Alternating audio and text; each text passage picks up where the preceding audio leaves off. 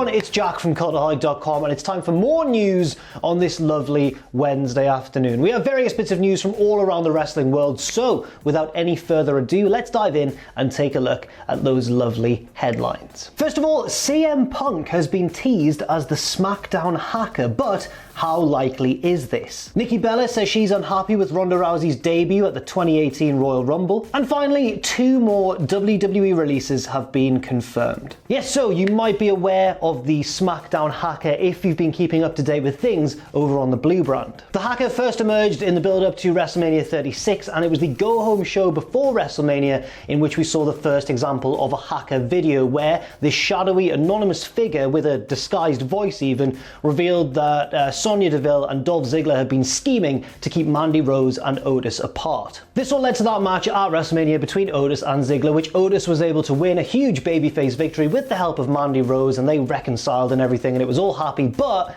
the hacker didn't get involved. Since then though, we've had various different teasers of the hacker's identity emerging at some point, including things on social media, things on the WWE product itself, but this one's a bit of a strange turn. A lot of people have been speculating that the hacker is going to be Mustafa Ali, just because he's been out for a while. It seems to fit his character, the theme of those promos he was cutting before he was sidelined, and it just sort of generally seems to make sense. But recently it seems like CM Punk, of all people, has been teased as the SmackDown hacker. Now I know what you're thinking, because it's what I initially thought as well.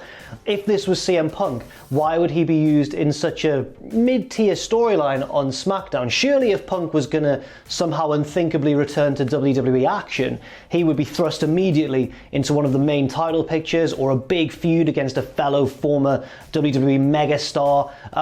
Yeah, it's a bit of a strange one, but let's take a look at the reasons why CM Punk's name has been mentioned. On last night's episode of WWE Backstage, the hacker briefly interrupted the show. The message, "The truth will be heard," flashed across the screen. The hacker appeared, obviously with his identity still masked, and said, "Let the games begin," and clicked on his keyboard, implying that something's going to happen very soon. Now, WWE on Fox tweeted this clip with the caption, "Do I have everybody's attention now?" which was, of course, a big slogan used by CM Punk, one of many now iconic catchphrases that emerged during that Summer of Punk run. And you know, thinking about it, the hacker does kind of fit CM Punk's entire character, the whole being the voice of the voiceless, wanting to fight for those who don't really have a say, raging against the machine, all that sort of stuff, taking on authority head on.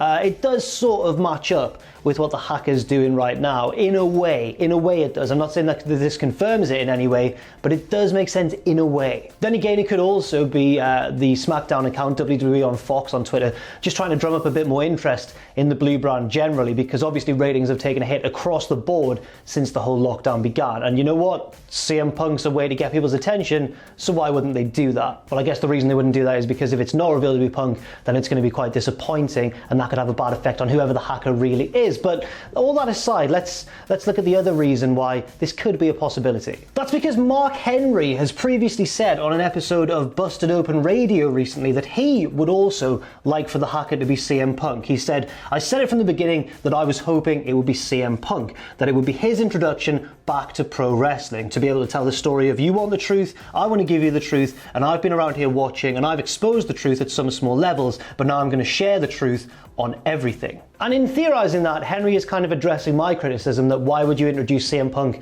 into a lower level storyline? Well, he's saying it could be part of a gradual build, and then eventually Punk would reveal himself and bang, everything will be on the table. How likely is that? I'm not quite so certain for various reasons, which I'll go into in a second, but it would certainly be interesting, I can't deny that. But now, in the interest of fairness, let's take a look at the reasons why this maybe isn't so likely, despite these teasers and various different people saying it would be a good idea.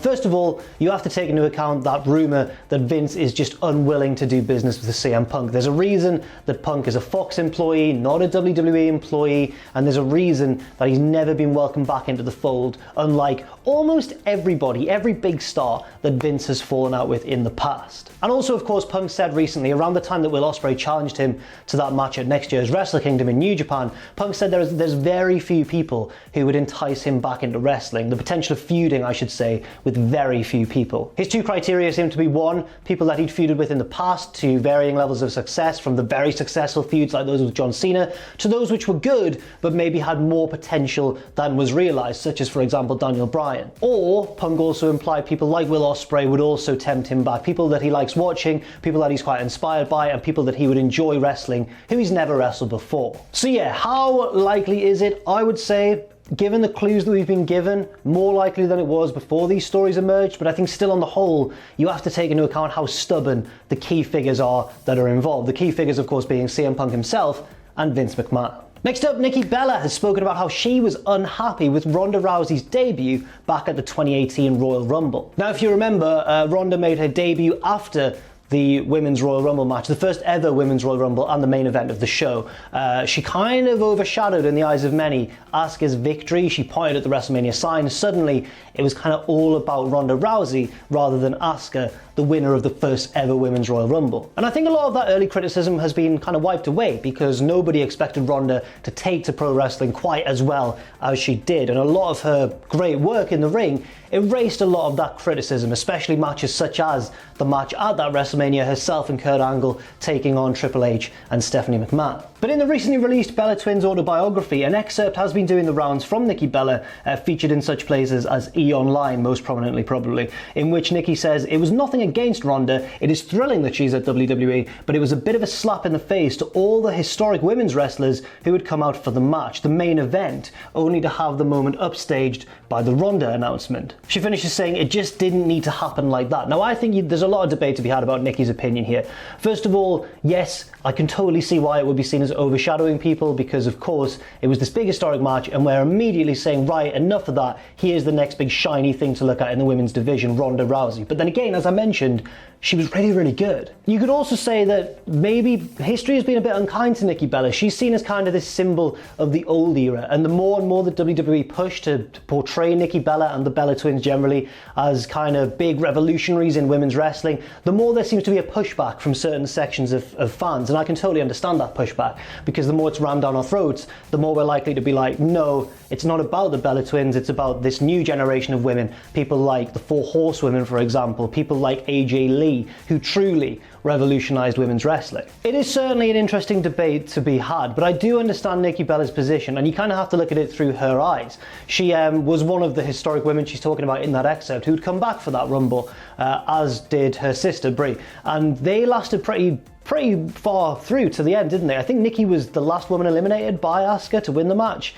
So you can kind of understand on a personal level why Nikki might be annoyed. It's that old wrestling trope, the fact that if you're going to put someone over, you don't then want your loss to be overshadowed by something else happening to the winner of that match. It makes you look weak by proxy. So it's a strange one. I don't really know what to make of it. I know that there's been lots of talk that Ronda Rousey stirred up a bit of ill feeling backstage when she first arrived, but there's also been talk that people were welcoming towards her and enjoyed her hunger to learn and how brilliant she was straight off the bat. So a strange one there from Nikki Bella, but let me know what you think about that in the comments below. Next up, Jinder Mahal recently returned to WWE, didn't he? He's back on Monday Night Raw, and a lot of people have been pointing out, hey, his former stablemate Drew McIntyre is obviously the current WWE champion. Now Drew is obviously feuding with Seth Rollins at the moment. They're going to do battle at this weekend's Money in the Bank pay-per-view, but at the minute with the roster really quite thinned out by this ongoing lockdown, it seems as though we're going to need to find other challengers somewhere for Drew, assuming he wins that match. And a lot of people have been saying that one of those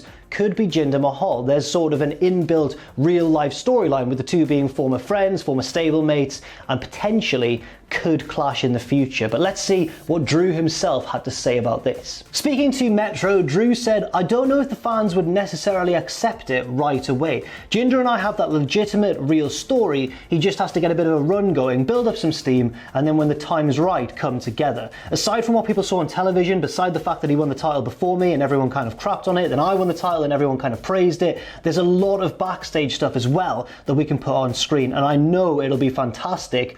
We just have to do it at the right time." Overall here, Drew's message seems to be that he'd love to do it, he'd love to feud with Jinder, he thinks there's storyline potential there, but now really isn't the right time, especially because Drew's just come back from injury, he's nowhere really near the main event scene at the moment, and Drew doesn't seem to think that we as fans would accept it too well. First of all, it's really great to hear a wrestler talking about how aware they are of fan perception and how invested fans would be, either positively or negatively, in what the wrestler is doing. That's a really nice take to hear from such a megastar in the world of wrestling. However, I don't know if Drew's completely accurate here. Maybe he is. I'll explain what I mean. First of all, I think he might be surprised by how well a lot of internet-based hardcore fans would take that. I think that we always appreciate storylines that are rooted in reality somewhere, as long as that reality is explored properly on the screen in front of us. Then again, I do understand what he's saying in terms of the wider WWE universe, as it were, because people might not be totally aware. There might be a lot of younger fans who don't even know what the three-man band really were and might be unaware of this history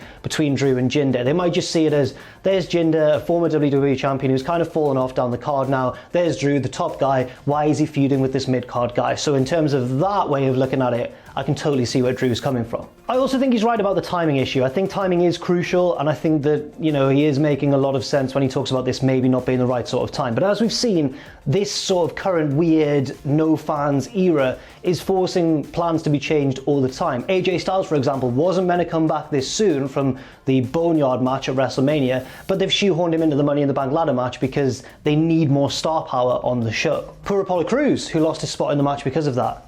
Poor Apollo. Next up, another pair of WWE releases have been confirmed, and they've been confirmed by the stars themselves. On Dorian Mack's recent The Drop podcast, both he and Tino Sabatelli confirmed that they had indeed been released from their WWE contracts. I know that certainly Sabatelli had been around for a little while in NXT. Not sure how long Dorian Mack had been there, but he was recently teaming with Shane Thorne, and I think he was also teaming with Austin Theory on house shows and live events before obviously Theory got called up to Raw. But now, unfortunately for those guys, it seems like they have both been let go. On the podcast itself, both guys confirmed that yes, we have been released, and also said that they felt they didn't really get much of an opportunity in NXT. And there's two ways of looking at this, really. On one hand, you could say yes, they were never really given the time to show what they can do, and there's some discussion on the podcast as well about how Sabatelli is meant to be one of the greatest athletes to ever set foot in WWE.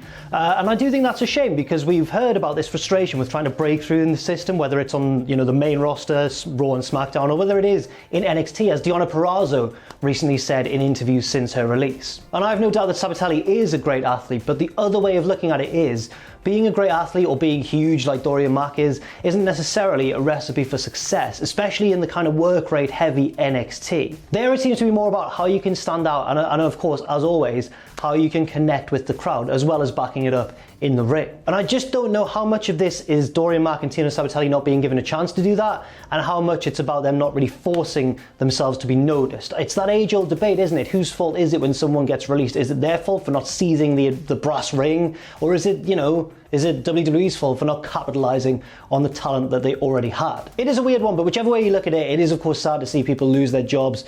So we do wish Dorian Mack and Tino Sabatelli all the best with whatever they choose to do in the future. That's all for this video. Thank you very much for watching. I've been Jack from Cultaholic.com. My match recommendation would be, we talked about CM Punk earlier. Let's talk about one of his matches that isn't talked about as often as it should be from his time in WWE, and that is his SummerSlam match against Jeff Hardy. Go and watch it if you haven't already. It is fantastic. Stay safe out there, stay positive, and I'll see you very soon.